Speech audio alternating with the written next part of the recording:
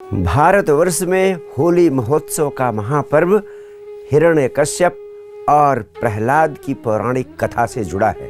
नास्तिक पिता अपनी नास्तिकता की शक्ति को सिद्ध करने के लिए अपने आस्तिक पुत्र प्रहलाद को पानी में डुबाता है, पहाड़ से गिरवाता है और अंततः अपनी बहन होलिका के द्वारा आग में जलाकर उसे समाप्त करने की चेष्टा करता है।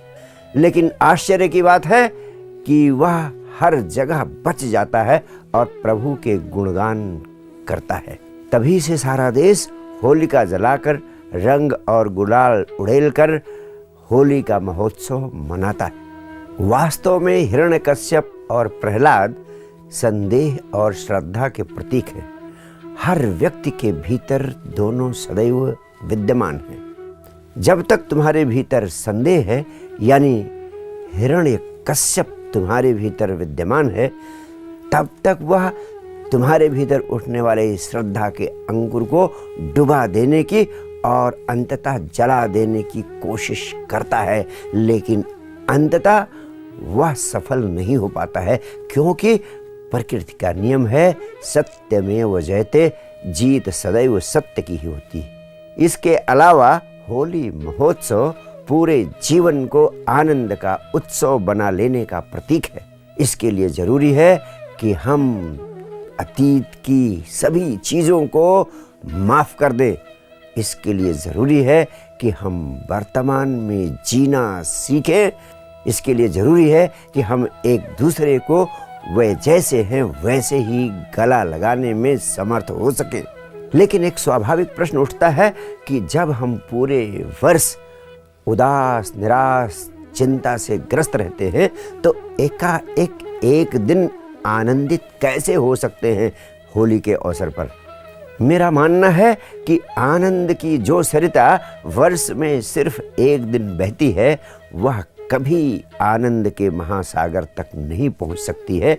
और ऐसे में हमारा वर्ष में एक दिन होली मनाने का कृत्य, एक दिन होली मनाने का महापर्व सिर्फ आनंद उत्सव का नाटक बन जाता है, आनंद उत्सव का उपहास करने वाला कृत्य बन जाता है। सच्चे अर्थों में यह एक औपचारिक कर्मकांड बन जाता है। इस अवसर पर मेरा सिर्फ इतना ही कहना है कि प्रकृति की ओर गौर से देखो, वहाँ हर दिन होली और हर रात दिवाली का महोत्सव चल रहा है। हर रोज प्रकृति में नए नए रंग उभरते हैं, नए नए फूल खिलते हैं, पुराने पत्ते गिरते हैं, उसके पहले नई नई कोपलें फूटने लगती हैं, नई नई कलियां खिलने लगती हैं। पक्षियों की अनुगूंज, हवाओं की सरसराहट और कल कल करके बहती हुई नदियों का संगीत प्रकृति में निरंतर चल रहा है। प्रकृति में महोत्सव एक क्षण को भी रुकता नहीं, वह निरंतर नॉन स्टॉप चल रहा है। वास्तव में धार्मिक आदमी का पूरा जीवन ऐसा ही होना चाहिए।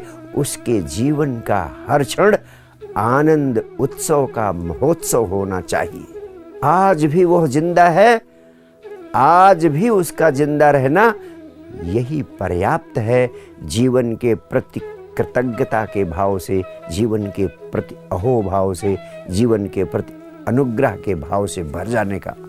और इस प्रकार का अहोभाव आपके प्राणों में भर जाए तो आपके जीवन का हर क्षण आनंद का, जीवन का हर क्षण उत्सव का और जीवन का हर क्षण होली का बन सकता है। जिंदा रहने के इस अहोभाव को नृत्य, गीत, संगीत और आनंद उत्सव में रूपांतरित कर देना ही सच्चे अर्थों में होली का महोत्सव मनाना है, अन्यथा नहीं। एक अत्यंत महत्वपूर्ण बात आपसे कहना चाहता हूँ कि होली जैसा त्योहार भारतवर्ष में उस समय पैदा हुआ जब भारत को सोने की चिड़िया कहा जाता था, यानी जब भारत धन संपदा के शिखर पर था। जिन लोगों ने कपड़ों पर रंग डालने का खेल शुरू किया होगा, निश्चित रूप से उनके पास जरूरत से ज्यादा कपड़े रहे होंगे, अन्यथा कपड़ों पर रंग डालने का खेल नहीं खेल सकते थे। आज हम भी रंग डालने का खेल खेलते हैं, लेकिन हमारा खेलना सिर्फ एक औपचारिकता है, सिर्फ एक परंपरा को ढोना है। वह सिर्फ एक पारंपरिक कर्मकांड बन गया है। वह वास्तव में हमारे लिए खेल नहीं रह सका है। यही कारण है कि होली के दिन जब कोई हमारे कपड़ों पर रंग डाल जाता है तो हमारा दिल दुखने लगता है, जबकि हमें ऐसे में खुश होना चाहिए क्योंकि किसी ने हमें रंग डालने लायक समझा। लेकिन हमारा दिल दुखता है और दिल दुखेगा भी। क्यों? क्योंकि कपड़े महंगे हैं, कपड़ों का मिलना इतना आसान नहीं है और सबके लिए कपड़ों पर इस तरह रंग उड़ेल देना संभव नहीं है।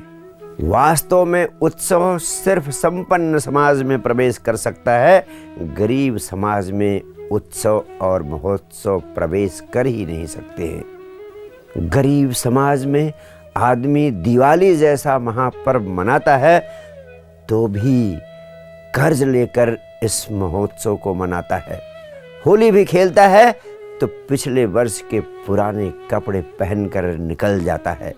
ऐसी होली खेलने से तो अच्छा है होली खेलो ही मत। होली खेलने का अर्थ ही है कि कपड़े इतने ज़्यादा हैं कि आसानी से रंग में, पानी में भिगोए जा सकते हैं। इसलिए मेरा मानना है कि सच्चे अर्थों में होली मनानी है तो देश से, समाज से गरीबी हटाना अनिवार्य है। जब तक पूरा समाज संपन्न नहीं होगा, होली मनाने का औचित्य, होली मनाने की सार्थकता सच्चे अर्थों में प्रकट नहीं होगी। मनोवैज्ञानिक दृष्टि से होली महोत्सव हमारे मन में दबी हुई तमाम सारी वृत्तियों और मनोवेगों के रेचन का प्रतीक है। होली के आगमन पर हम सभी सीमाओं को तोड़ देते हैं, हर प्रकार के अनुशासन का उल्लंघन कर देते हैं, हर प्रकार की नैतिकता की सीमाओं से बाहर चले जाते हैं। मेरा मानना है कि रेचन के इस विज्ञान को भली भांति समझने की ज़रूरत है और यह बहुत लाभकारी भी है क्योंकि इससे हर प्रकार की भीतरी सफाई हो जाती है। लेकिन वास्तव में वर्ष में सिर्फ एक होली से काम पूरा होने वाला नहीं है, क्योंकि हमारे भीतर, हमारे अंतर्मन में, हमारे अवचेतन में बहुत सारा कचरा भरा पड़ा है। उस सारे कचरे को उलीच कर फेंक देना है। हमें हर माह कम से कम एक दिन होली महोत्सव मनाना ही चाहिए, जिससे कि हम एक दूसरे पर मिट्टी और कीचड़ फेंक सकें, हर व्यक्ति एक दूसरे पर रंग उड़ेल सके।